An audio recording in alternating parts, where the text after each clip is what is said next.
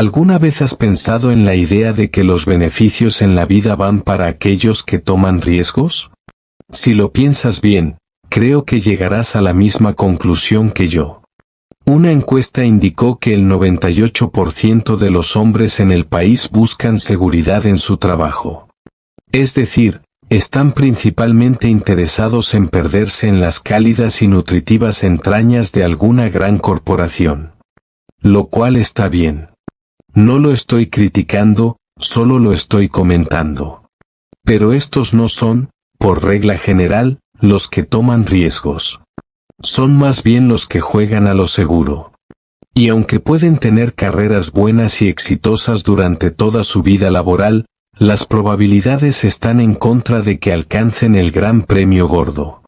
Ahora, la razón por la que digo esto es porque este tipo de vida, por regla general, no anima a un hombre a hacer mucho más de lo que tiene que hacer.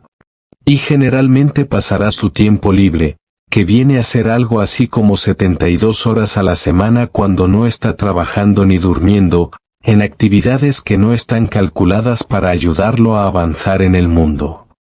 Ahora bien, el hombre que arriesga su tiempo libre escribiendo un libro, pintando cuadros, experimentando con inventos, continuando su educación, es generalmente quien, en este tipo de entorno, avanzará por encima de sus compañeros. Pero el hombre que arriesga todo su tiempo en una meta que quiere alcanzar, en un sueño en su corazón, que apuesta su sustento y el sustento de su familia en su propia inteligencia y el uso adecuado de su tiempo, y se enfrenta al mundo por su cuenta, este es el tomador de riesgos a quien generalmente le corresponderán los beneficios. Ahora, no estoy hablando del soñador impráctico y del contemplador de estrellas. Estoy hablando del hombre de acción que sale y levanta polvo en el mundo. Podría sufrir algunas caídas monumentales y ser objeto de burlas por parte de amigos y familiares de mentalidad más conservadora, pero generalmente logrará su objetivo si persiste y se ganará su admiración, si no su envidia, antes de que termine. ¿Sabes? Uno de los factores más grandes a su favor es el tamaño del grupo al que pertenece. Según las cifras más confiables que puedo encontrar, este tomador de riesgos pertenece solo a aproximadamente el 2% de la población. Y dado que generalmente está trabajando en una idea que de alguna manera servirá al gran 98%, las probabilidades se inclinan bastante a su favor. Además, un hombre por su cuenta debe pensar. Debe dedicar más de sus días a pensar. Por el contrario, el hombre con un buen trabajo estable que está familiarizado con su trabajo y entorno puede seguir adelante bastante bien día tras día sin hacer ningún pensamiento creativo en absoluto. Y como dije, tenemos una tendencia a no hacer más de lo que tenemos que hacer. Cualquiera que pase una buena parte de su tiempo pensando va a tener una buena idea de vez en cuando. La ley de los promedios está definitivamente de su lado. Y si lo piensas un minuto, te das cuenta de que solo necesita unas pocas, tal vez solo una idea realmente buena para triunfar. Ahora, cuanto más lo piensas y lo analizas, más te hace pensar que lo que parece ser el tomador de riesgos realmente no es un tomador de riesgos tan grande como podrías imaginar. Las cartas están bastante bien apiladas a su favor desde varios puntos de vista importantes. Pero como dije al principio, los beneficios definitivamente van para el tomador de riesgos. La vida está llena de contradicciones ocultas. Una es que el hombre que piensa que está jugando a lo seguro realmente no lo está. Y el hombre que parece estar tomando los mayores riesgos, considerando la ley de los promedios, está jugando de la manera más segura. Las personas que tienen éxito en el mundo siendo creativas y dispuestas a tomar un riesgo calculado son personas que logran superar el miedo a la risa. Cada vez que intentas algo en lo que arriesgas el fracaso, corres el riesgo de que la gente se ría de ti. Un profesor universitario trabajó durante muchos años en un invento. Recorrió todo Nueva Inglaterra tratando de interesar al capital en su dispositivo para hacer que la voz humana viajara a lo largo de un cable. La gente se reía de él. Era, por supuesto, completamente idiota, decían, suponer que la voz humana podría ser transportada a lo largo de un cable y escuchada durante muchas millas, o incluso por una sola milla. Pero nuestro viejo amigo y benefactor, Alexander Graham Bell, no se dejó desanimar por las risas. Y cada vez que levantamos el teléfono, saludamos al hombre que se mantuvo en su curso a pesar de las risas. Millones de personas riendo con burla no podrían hacernos daño ni un ápice, pero nos mantenemos en terror mortal ante ello. Hombres y mujeres que pueden demostrarse héroes en grandes crisis tiemblan ante la burla. Es un extraño capricho de la naturaleza humana que probablemente desarrollamos cuando niños. Ha costado mucho. Ha cambiado la historia del mundo. A veces el precio de una risa ha significado el cierre de una puerta a la fama y la fortuna, o incluso a la inmortalidad. Elias Howe inventó la máquina de coser, pero casi se oxidó antes de que las mujeres estadounidenses dejaran de reírse de ella y pudieran ser persuadidas de usarla. Con la costura hecha tan rápidamente, argumentaban, ¿qué harían con todo su tiempo libre?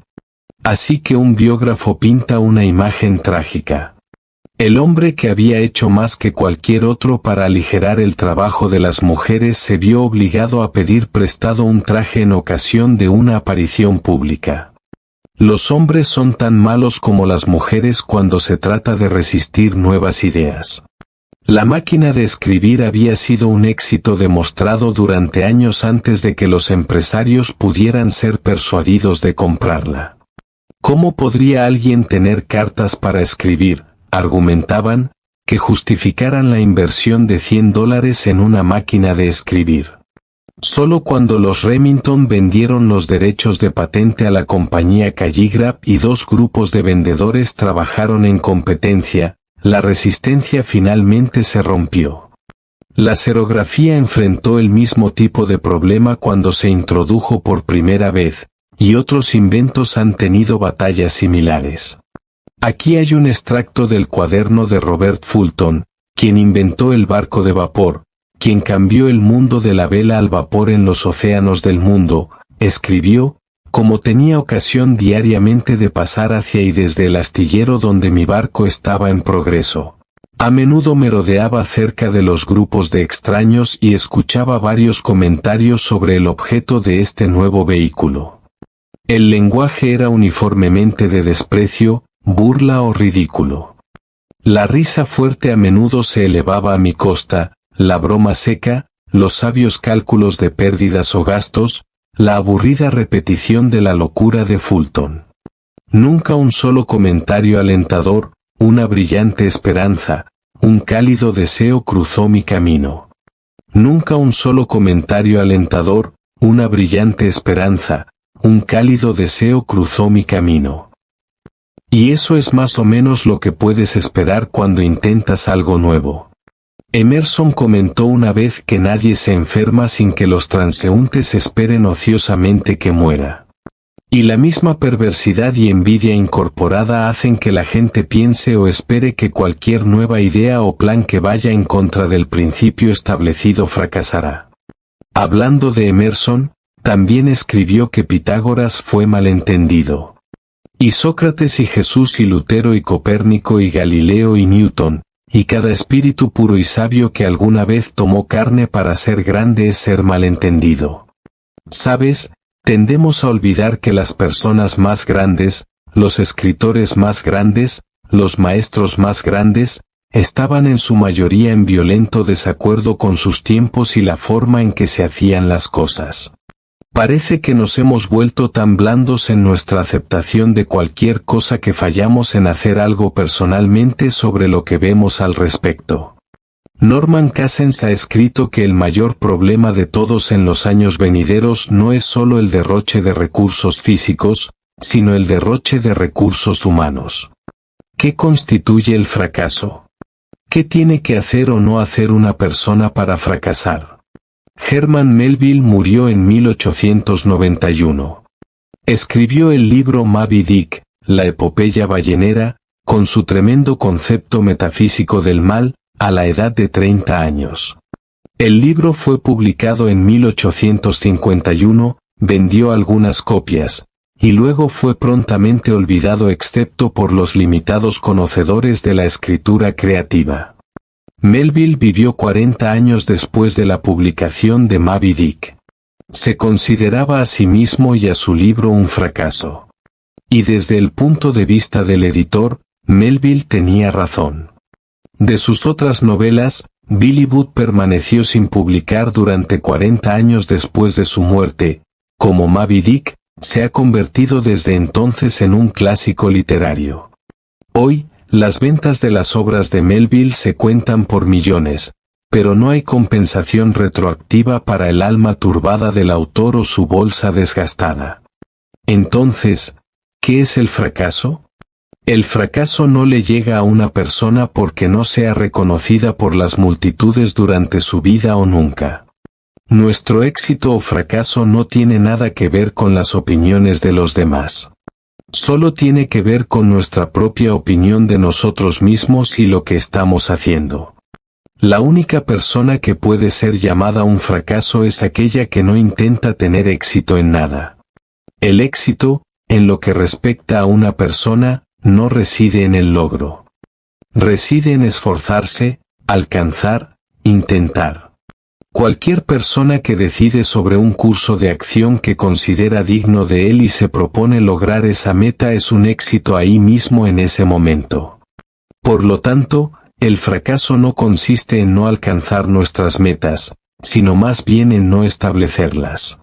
El fracaso consiste en no intentar. Y ciertamente Melville y todos los demás que no fueron reconocidos hasta mucho después de sus muertes tuvieron éxito durante sus vidas debido al hecho de que se esforzaron toda su vida y dieron a su trabajo lo mejor que tenían en ellos.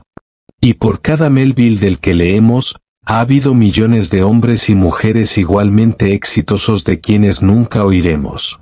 Personas que no escribieron libros ni trataron de salvar el mundo, pero que, a su manera tranquila, en sus propios lugares, dieron a lo que habían elegido lo mejor que tenían en ellos.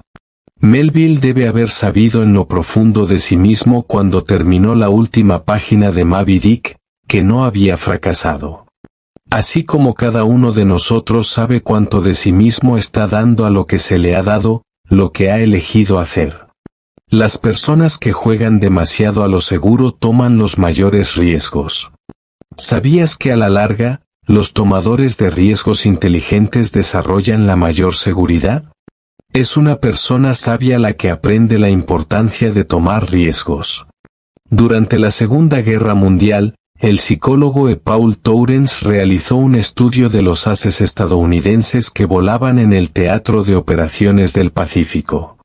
Informó que la característica más sobresaliente del as era su capacidad para tomar riesgos. A lo largo de su vida, había seguido probando los límites de sus habilidades. Y las historias de vida de estos hombres mostraron que eran altamente resistentes a los accidentes, y en combate sufrieron menos bajas que los pilotos que tendían a jugar a lo seguro. El Dr. Tourens dijo: vivir en sí mismo es un negocio arriesgado. Si gastáramos la mitad del tiempo aprendiendo cómo tomar riesgos que el que gastamos evitándolos, no tendríamos tanto que temer en la vida. En todos los ámbitos de la vida, las personas más exitosas son las que toman riesgos. Ahora, con eso quiero decir que arriesgan creyendo en sus propias ideas, avanzando hacia sus propias metas, defendiendo lo que creen que es correcto. Toman el riesgo de ser diferentes cuando creen en algo. Ahora, esto tiene la tendencia a hacer que el camino sea un poco más difícil por un tiempo, pero casi siempre terminan adelante en el juego. Eventualmente, los tomadores de riesgos se dan cuenta de que no hay nada malo con un fracaso ocasional. Los que juegan a lo seguro parecen pensar que un fracaso significa el fin del mundo. Los tomadores de riesgos no son temerarios. Volviendo a los haces de la Segunda Guerra Mundial por un momento, se encontró que estos hombres eran muy quisquillosos con sus aviones, armamento y equipo. Eran meticulosos en la preparación, altamente disciplinados en seguir instrucciones y lo que se les había enseñado. Pero en un encuentro con el enemigo, inmediatamente tomaban el control y pasaban a la ofensiva. La mejor defensa es a menudo una buena ofensiva. La mejor defensa contra pases en el fútbol es presionar al quarterback. Cuando se avecina una tormenta, los barcos en el puerto se dirigen al mar embravecido. A menos que estén protegidos en amarres en el puerto, podrían arrastrar sus anclas y terminar en la playa o el rompeolas. Entonces, lo que parece ser toma de riesgos es a menudo el curso más inteligente a seguir. Conduce a la seguridad, mientras que lo que parecería ser el curso de acción más seguro puede llevar al desastre o simplemente a ninguna parte. Una joven cuyo romance había fracasado le dijo a su madre que nunca más se iba a permitir enamorarse. «Solo te lastimas», dijo. «Y si no te enamoras», dijo su madre, «no vives». Es otro de esos riesgos que la persona exitosa está dispuesta a tomar. Todos corren riesgos bastante considerables cada día de su vida, riesgos que da por sentado o de los que ni siquiera es consciente. Pero cuando surge una situación inusual que implica tomar riesgos, ¿cómo decides si seguir adelante o no? Cuando surge una situación que implica riesgo y no sabes si seguir adelante o contenerte, reevalúa tus metas. ¿Qué estás tratando de lograr? ¿Hacia qué estás trabajando? Tomar este riesgo, si funciona exitosamente, ¿te ayudará hacia tus metas? No hay nada que a algunas personas les guste hacer más que dar consejos. Desafortunadamente, muchos consejos que se dan tendrían que clasificarse como información inútil. Si tuviera que elegir un ganador en el departamento de información inútil, probablemente sería el consejo que dice, mira antes de saltar. Es una buena recomendación para nadadores y saltadores, pero en lo que respecta a la vida, es imposible hacerlo. Podemos mirar hacia atrás, podemos ver los resultados de nuestras acciones pasadas y aprender de ellas, pero no podemos mirar hacia el futuro. En la vida, podemos adivinar o tratar de predecir lo que deparará el futuro, pero realmente no podemos mirar antes de saltar. Como resultado de esto, la mayoría de las personas simplemente no saltan en absoluto. Pero es un hecho maravilloso y poco conocido que para aquellos que se atreven a intentar un salto nuevo y aparentemente difícil, los resultados son a menudo sorprendentemente exitosos y gratificantes. Esto es algo que necesita alguna explicación y no poca calificación. El salto que demos debe estar en línea con dos criterios importantes. 1. Debe ser hacia algo que queremos con todo nuestro corazón, y 2. Debe ser en un campo en el que tengamos una buena base de experiencia, o al menos en un área relacionada con nuestra experiencia pasada. Permítanme darles algunos ejemplos. Lindbergh dio el gran salto cuando voló sin escalas a través del Atlántico, el primero en hacerlo. Pero detrás de él había años de experiencia en vuelo, incluyendo volar el correo en todo tipo de clima con prácticamente ninguna ayuda de navegación. No podía ver hacia el futuro en lo que concernía a su éxito o fracaso, con el fracaso probablemente significando su muerte. Pero estaba bien preparado para el salto y lo hizo rico y famoso. Colón hizo lo mismo. Quería hacer algo que nunca se había intentado antes. Creía que podía hacerse. Y era un marinero y navegante altamente calificado y tenía los mejores barcos disponibles entonces para el viaje. Todo el progreso humano es el resultado de este tipo de cosas. Y en una escala mucho más pequeña, el mismo principio puede aplicarse a nuestras vidas. Si hay algo que quieres hacer mucho, si sabes que es correcto, y si estás preparado para intentarlo, las posibilidades de que te encuentres con un éxito sorprendente son excelentes. Y después de que hayas dado el gran salto, probablemente te preguntarás por qué esperaste tanto tiempo. Por supuesto, siempre existe el riesgo de fracaso. Lindbergh podría haber muerto. La pequeña flota de Colón podría haber encontrado el desastre. Einstein podría haber estado equivocado. Washington podría haber sido derrotado y ahorcado junto con todos los firmantes de la Declaración de Independencia por los británicos. Pero el hecho es que no lo fueron. Trae a la mente de nuevo la gran línea pronunciada por Tucídides en su discurso fúnebre. Porque el secreto de la felicidad es la libertad, y el secreto de la libertad, el coraje. Nunca serás elegido a menos que te expongas a la derrota. Nunca llegarás a segunda base si tratas de mantener un pie en primera. Nunca lograrás el sueño en tu corazón a menos que des el gran salto y estés dispuesto a arriesgar todo, incluso el fracaso, en el intento. Si es lo correcto para ti y te has preparado lo mejor que puedes para el intento, las posibilidades son excelentes de que te encuentres con el éxito. Como Lincoln lo expresó, tengamos fe en que lo correcto hace la fuerza, y en esa fe, hasta el final, atrevámonos a cumplir con nuestro deber como lo entendemos. No puedes mirar antes de saltar, pero puedes saltar. La doctora Joyce Brothers tiene buenos consejos para los temerosos. Ella señala que todos están familiarizados con el miedo. El miedo normal nos protege y proporciona una señal de advertencia que indica la presencia de peligro. Una persona totalmente sin miedo probablemente no sea demasiado inteligente y puede esperar una vida muy corta. Pero cuando el miedo es inapropiado, puede interponerse en el camino del progreso y el éxito. Puede destruir el amor, crear fracaso en el trabajo e interferir con nuestra capacidad para relacionarnos bien con los demás. La innovación y la creatividad implican riesgo. La doctora Brothers continúa diciendo, la persona que tiene miedo de tomar oportunidades, que tiene miedo al fracaso, está obstaculizando su progreso. De hecho, una persona emocionalmente saludable necesita desafíos en la vida. Los estudios muestran que las personas que son cautelosas en extremo, que tienen miedo de tomar riesgos incluso cuando las probabilidades están a su favor, tienden a tener miedo de la vida misma, que por supuesto también es una apuesta. Tales personas no es probable que tengan éxito en los negocios o en cualquier otra cosa. Así que la doctora Brothers sugiere que tales personas practiquen el fracaso.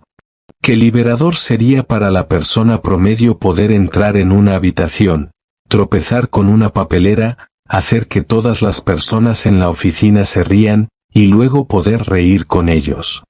De hecho, la doctora Brothers sugiere que las personas temerosas deliberadamente hagan tales cosas para descubrir que un fracaso ocasional no es una desgracia, sino más bien una parte perfectamente normal de la vida. Recuerdo cuando estaba empezando en la radio, logré obtener el papel de Sky King, el protagonista del famoso programa de radio infantil de ese nombre. Y a menudo me pedían que hiciera apariciones públicas para niños escolares. Un día volé a Michigan para saludar y firmar autógrafos para varios cientos de niños que salieron de la escuela para el evento. Volé allí en un pequeño avión biplaza. Estaba vestido con mi traje de vaquero, desde el sombrero hasta las botas de vaquero, cinturón de pistola, todo. Mientras trataba de salir de la cabina del avión en mi inusual vestimenta mientras los cientos de niños observaban y esperaban cerca, enganché mi talón en el borde de la cabina y caí cuán largo era sobre el ala. Luego hice un giro lento desde el borde posterior del ala hasta el suelo. Mis pistolas se cayeron. Mi sombrero rodó lejos, y un silencio mortal cayó sobre los niños. Allí estaba su héroe, tirado en el césped. Ni siquiera podía salir de un avión mientras recogía mis pistolas, me ponía el sombrero de nuevo, y con una sonrisa tímida de oreja a oreja, caminaba hacia los niños que esperaban. Todos tuvimos una buena risa al respecto, y firmé los autógrafos y todo salió sorprendentemente bien. Y mientras volaba de regreso a Chicago, pensé en cuán a menudo los niños se caen y que fácilmente podían empatizar conmigo. No pierdas tu sentido del humor, y recuerda que aunque puedan reírse, la gente es más amable y más indulgente de lo que generalmente les damos crédito por ser. Los riesgos y las caídas son parte de la vida. También lo es un fracaso ocasional en otras formas.